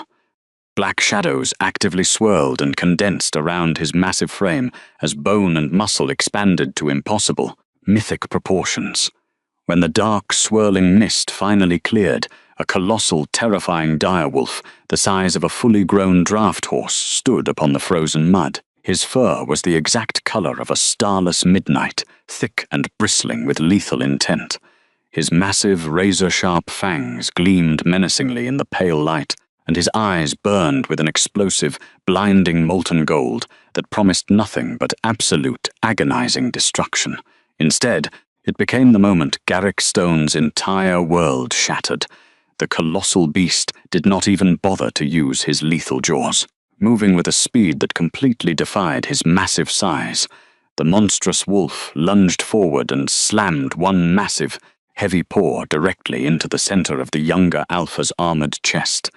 The sheer, devastating physical impact lifted the arrogant man entirely off his feet before driving him brutally down into the freezing, filthy mud.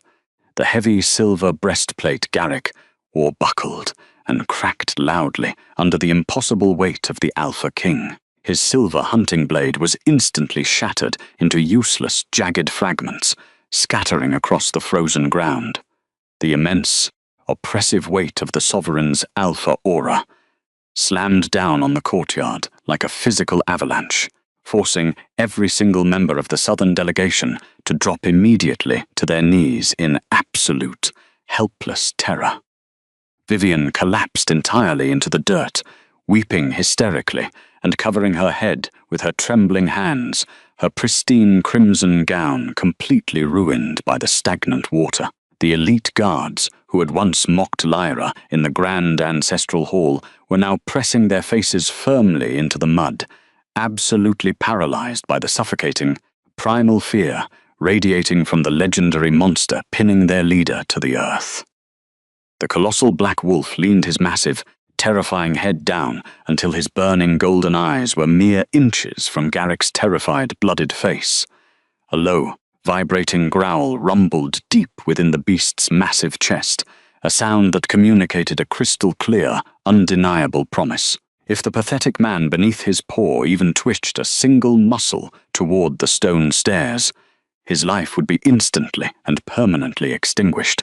A heavy, terrified silence fell over the entire fortress courtyard, broken only by the frantic, shallow gasping of the pinned Alpha and the soft crackle of Kaelin's dying embers.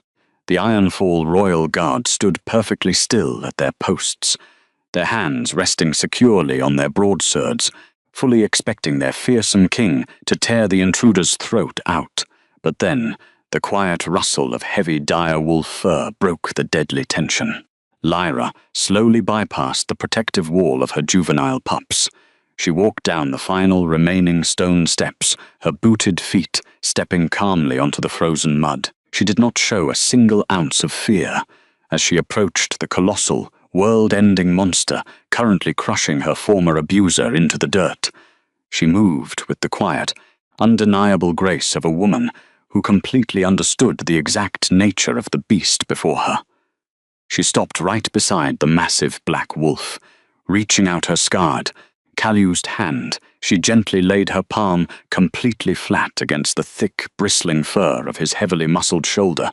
The terrifying, world-ending monster instantly froze. The lethal, vibrating growl tearing through his chest slowly died away, replaced by a deep, resonant hum of absolute, fated recognition. Right in front of the horrified Southern delegation, the colossal Alpha King deliberately lowered his massive, terrifying head, gently leaning his blood-stained snout directly into the small, fragile palm of the rejected Omega. He closed his burning golden eyes, completely surrendering his ferocious, primal rage to her soothing, maternal touch. "You have absolutely no power here, Garrick," the resilient heroine spoke, her voice ringing out with a quiet, devastating clarity that carried effortlessly across the silent courtyard. Her words were entirely devoid of any lingering anger, holding only the absolute, undeniable truth of her newly claimed sovereignty. "I am not your property, I am not your savior, and I will never return to the rot you call a kingdom." Garrick stared up at her from the filthy mud, his chest heaving painfully under the crushing weight of the beast's massive paw.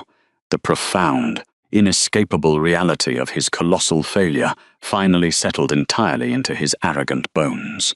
He had foolishly thrown away the only woman capable of holding his decaying world together, and in doing so, he had directly delivered her into the permanent, untouchable sanctuary of a king who would gladly burn the earth to keep her safe. The silver crescent on Lyra's wrist pulsed with a brilliant, undeniable warmth as she stood tall beside the towering beast and her 3 fiercely loyal princes, completely and permanently severing the chains of her past. The royal guards of Ironfall Keep moved with synchronized efficiency. They hauled the disgraced Southern Alpha up from the freezing, churned mud of the courtyard, their iron grips unyielding against his dented silver breastplate.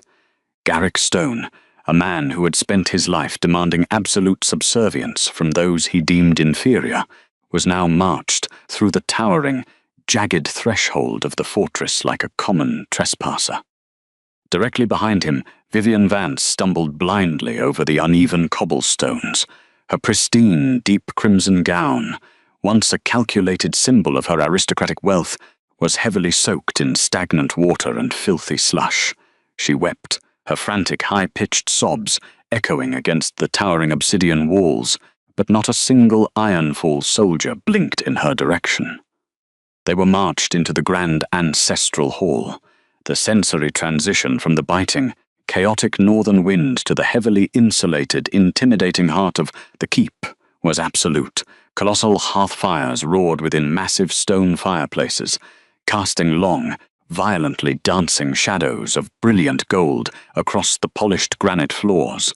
The heat was a living thing, pushing back against the frost that clung to the prisoners' cloaks. Hundreds of seasoned elite warriors lined the cavernous room, standing in perfectly silent, disciplined ranks. Their storm-grey eyes were locked in cold, unyielding judgment upon the intruders. The atmosphere was incredibly thick, saturated with the heavy scent of burning pine, rich leather, and the crackling, ozone-heavy pressure of their sovereign's barely restrained wrath. It felt like standing at the epicenter of a thunderstorm chained within a glass jar. Silas Vane did not ascend the elevated, carved obsidian throne that dominated the far end of the room. He rejected the traditional, arrogant posturing of standard Alpha rulers. Instead, the colossal Alpha King stood firmly on the flat granite floor at the center of the hall, signaling to the entire court that this was not merely a political decree, but a deeply intimate, personal reckoning. He reached out with his massive, heavily coil-used hand, his rough fingers gently and reverently wrapping around Lyra's delicate palm. With a soft, guiding pressure, he pulled the resilient outcast to stand equally beside him. The moment his skin made contact with hers, a brilliant, golden resonance raced up Lyra's arm. The silver crescent on her left wrist, which had once been a sickly, necrotic grey void of agonizing pain, throbbed with a profound, undeniable heat.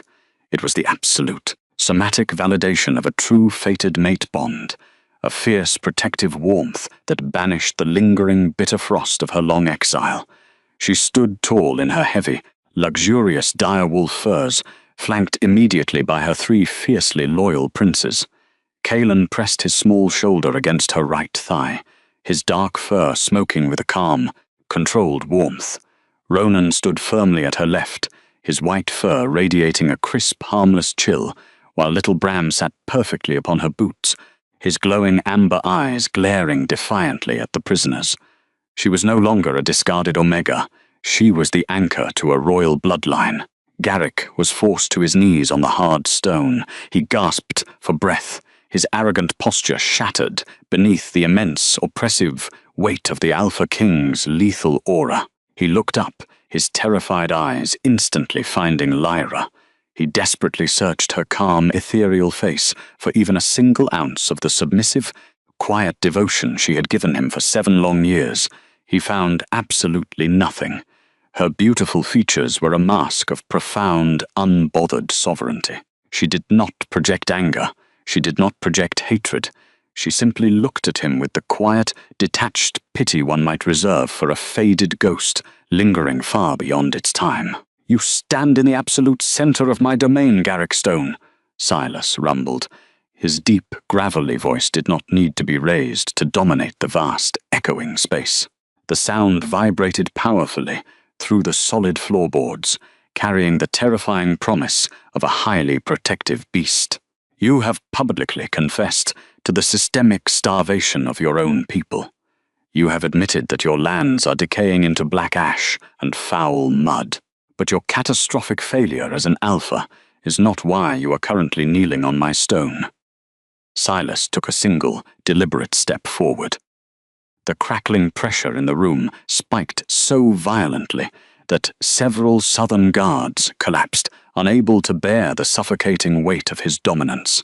The temperature in the hall seemed to drop and spike simultaneously, a physical manifestation of his fated fury.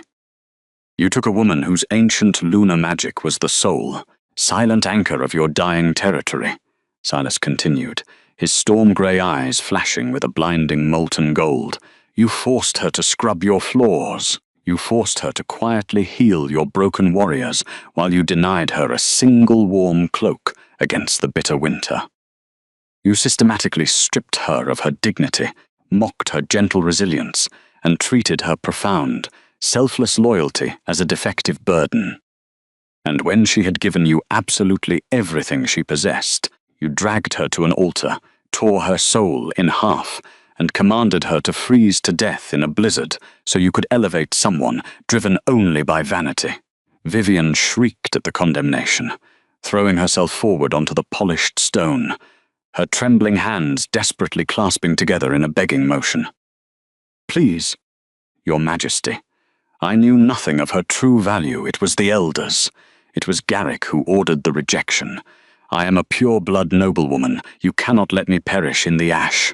Silas did not even grant the rival noblewoman the dignity of a glance. His intense, burning gaze remained locked on the broken man kneeling in the dirt. "You believed her to be small. You believed her to be invisible," the Alpha King whispered, the raw, transparent fury in his voice making the heavy iron chandeliers above them audibly rattle. "You were wrong." Because the Alpha King had finally discovered the truth, and he was coming for what was his. Garrick opened his mouth, a desperate sob tearing from his bruised throat. "Lyra, please. I was blind. I was poisoned by ambition. If you do not return, the entire stone pack will starve before the next moon. We need your healing. I need your healing." Lyra looked down at the shivering man who had once been the center of her universe. The agonizing grip he had held over her soul simply vanished, evaporating into the warm, pine-scented air of the sanctuary. She felt the heavy, comforting weight of Silas's hand securely holding hers, anchoring her to a reality where she was fiercely cherished, deeply respected, and unconditionally safe. "Thank you for letting me go," Lyra thought quietly, the undeniable truth settling firmly into her bones.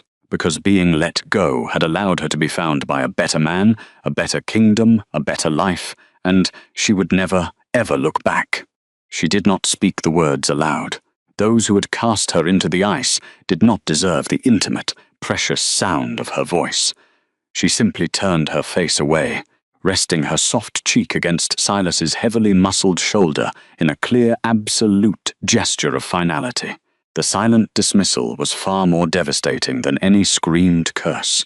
Garrick physically slumped, the last remaining shreds of his arrogant pride dissolving as he fully realized he had permanently lost the only woman who could have saved him.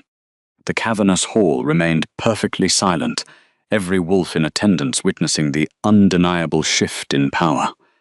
"The stone pack is officially dismantled," Silas declared, his voice ringing out with terrifying absolute authority. "Your borders are permanently annexed to the Ironfall Crown. Your stolen wealth will be distributed to the starving civilians you abandoned. You, Garrick Stone, and you, Vivian Vance, are stripped of all rank, title, and pack protection. You will be escorted to the southern border, with nothing but the clothes on your backs. You will walk directly into the desolate, dying wasteland you intentionally created, and you will learn exactly what it means to survive the freezing dark." "No," Garrick yelled, thrashing wildly as the heavy iron grips of the royal guards instantly clamped down on his shoulders. "You cannot do this. We will not survive." "Take them out of my sight," Silas commanded coldly, instantly turning his broad back on the display. The heavy oak doors of the grand hall were hauled open. The disgraced abusers were dragged down the long stone corridors, their frantic protests slowly fading into nothingness, until the heavy doors slammed shut with a definitive, echoing boom. The poetic justice was complete. There would be no highly unlikely redemption arcs, and no second chances for those who had so casually thrown a beautiful soul to the wolves. They were simply gone, swept away by the storm they had ignited. The echoing thud of the closing doors left a profound, deeply reverent silence in the cavernous hall. The harsh, lethal tension of the formal tribunal instantly dissolved, rapidly replaced by a radiant, deeply enveloping warmth that seemed to physically radiate from the very stones of the fortress. It was as if the ancient keep itself was breathing a massive sigh of relief. Silas turned fully toward Lyra, the terrifying, world-ending beast that had just stood down an entire rival pack vanished. In his place stood a deeply vulnerable, immensely gentle man whose storm-grey eyes were incredibly soft, with an overwhelming unconditional love. He reached up with both of his massive, calloused hands, his rough fingertips carefully and reverently brushing away a single stray tear that had escaped down her pale cheek. "It is over, little wolf," Silas murmured, his low, gravelly voice a soothing vibration that washed beautifully over her exhausted senses. "They will never cast a dark shadow over your heart again." Lyra leaned deeply into his warm touch, her eyes fluttering shut as a long, shuddering breath of profound relief escaped her chest. She felt the three royal princes pressing closer against her legs, their small bodies vibrating with a shared, emotional triumph. For the first time in her life, she did not have to constantly look over her shoulder. She did not have to hide her ancient magic, suppress her gentle nature, or make herself small to survive. Here she was vast, here she was home. Silas slowly stepped back, signaling to the shadows near the elevated dais. The ancient high priest of Ironfall Keep stepped forward, his head bowed in absolute reverence. In his trembling hands, he carried a heavy, intricately carved velvet cushion. Resting perfectly upon the dark fabric was an artifact of unimaginable, mythic power. It was the Silver Sovereign Crown. Woven from ancient, unbreakable silver branches and embedded with glowing, raw moonstones, the legendary crown had remained locked away in the deepest vaults of the keep for centuries. The ancient texts swore that the artifact possessed a sentient, highly volatile magic, one that would only ever recognize and bind to the true fated Luna of the absolute royal bloodline. It had fiercely rejected every pure-blood noblewoman who had dared to touch it, burning their skin with a searing, icy frost. But as it drew closer to Lyra, the moonstones began to pulse with a warm, welcoming light. Silas gently lifted the beautiful heavy crown from the velvet cushion. He turned back to Lyra, his immense, heavily muscled frame dwarfing the delicate silver artifact in his hands. But the Alpha King did not simply place it upon her head from his towering height. In full view of his elite warriors, his seasoned generals, and his entire royal court, the most powerful, fearsome sovereign in 3 realms slowly, deliberately sank to both knees on the solid granite floor. A collective, highly audible gasp rippled through the cavernous hall. The terrifying beast of the north, a man who bowed to no god and no king, was willingly, unconditionally submitting his sovereign authority to a woman who had arrived at his gates in torn, freezing rags. He was giving her everything, laying his empire at her bare feet. Before the honored ancestors, before the watching moon, and before the mended soul of this keep, Silas spoke, his deep voice carrying a raw, highly transparent emotion that caused the torches along the walls to flare brilliantly. I, Silas Vane, do not claim you to stand behind me. I do not claim you to serve me. I officially, permanently bind my life, my throne, and my entire world to Lyra Mooncrest. You are my true fated mate. You are the fiercely protective mother of my sons, and you are the only supreme Luna this territory will ever bow to.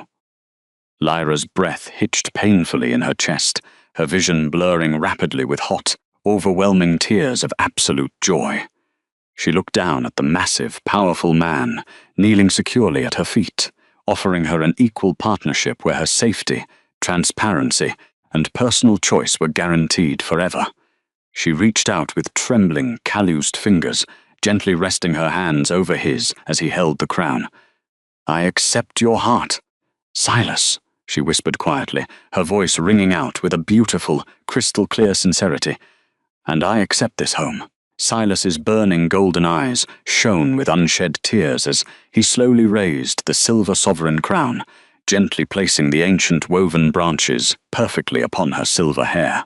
The exact second the cold metal touched her brow, the ancient, dormant artifact recognized its true master.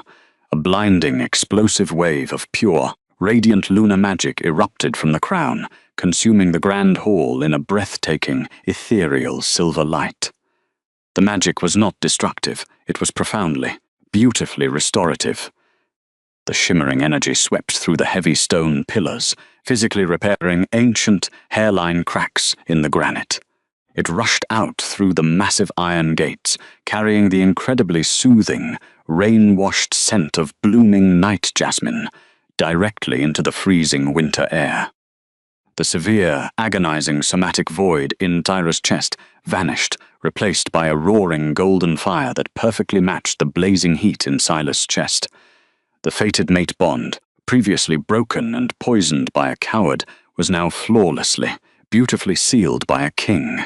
It felt like standing in the first glorious rays of a summer dawn. The 3 young princes threw back their heads and unleashed a joyful, echoing howl that harmonized beautifully with the ancient magic singing through the stones. As one, the hundreds of elite warriors lining the hall immediately dropped to their knees, bowing their heads in unquestionable loyalty to their newly crowned queen. Time in the Northern Territories no longer stood still in a frozen, agonizing nightmare. The brutal, unforgiving winter rapidly surrendered to the persistent, gentle warmth of a deeply profound healing. The ice forming a fault line that would hold until pressure found its weakness had finally melted away forever. 4 months later, the private royal gardens of Ironfall Keep were unrecognizable. The barren, frozen earth that had surrounded the fortress for years was now overflowing with lush, vibrant life.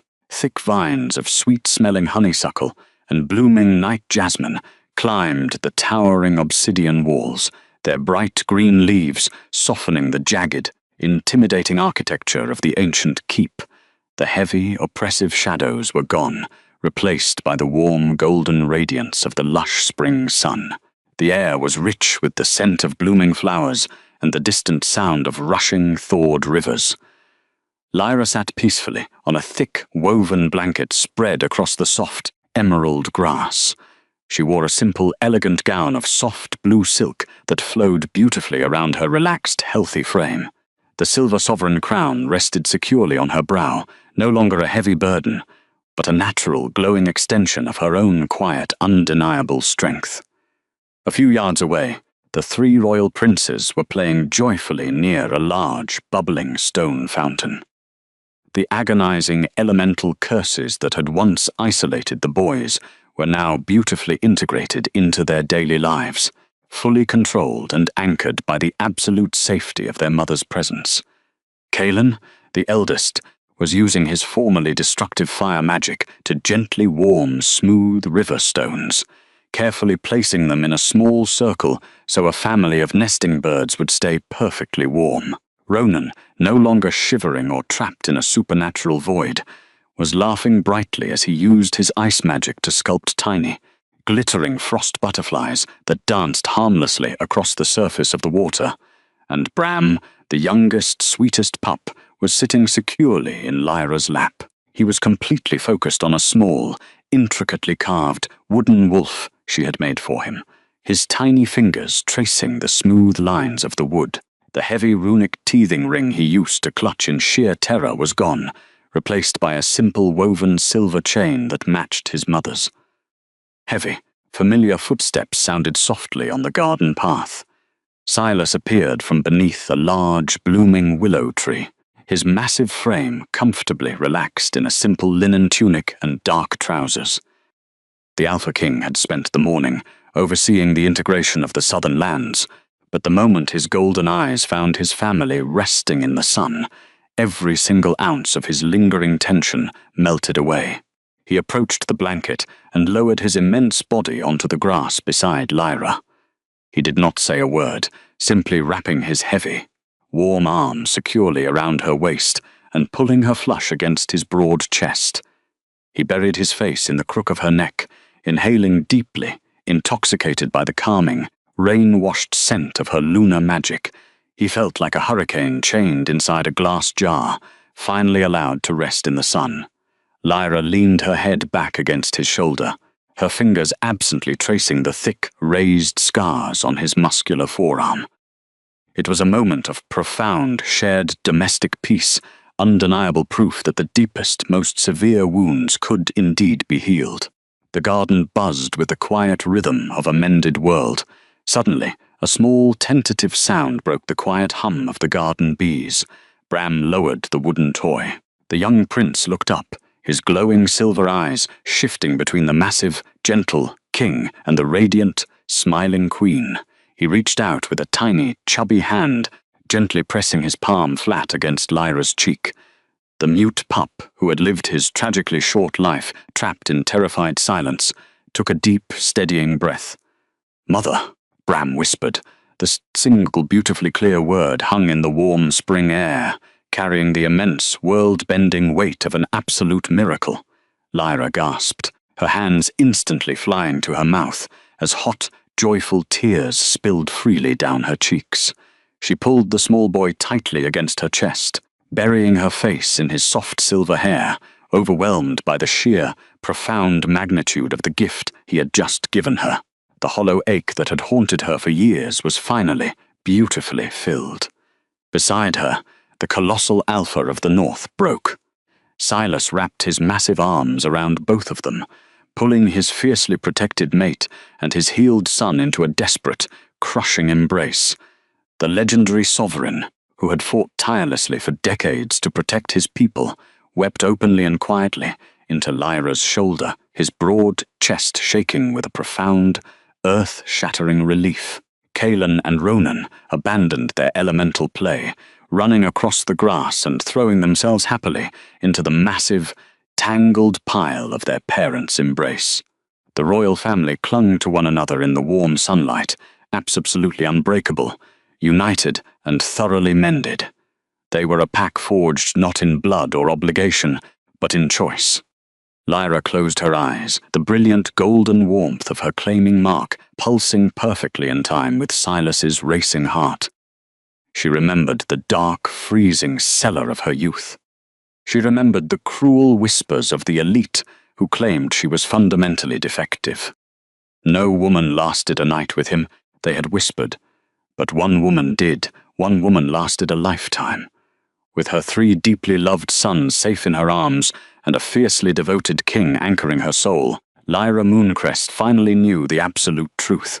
The biggest, most violent forces in the realm could only ever break the world, but it was the quiet, small, unyielding acts of love that would always, inevitably mend it.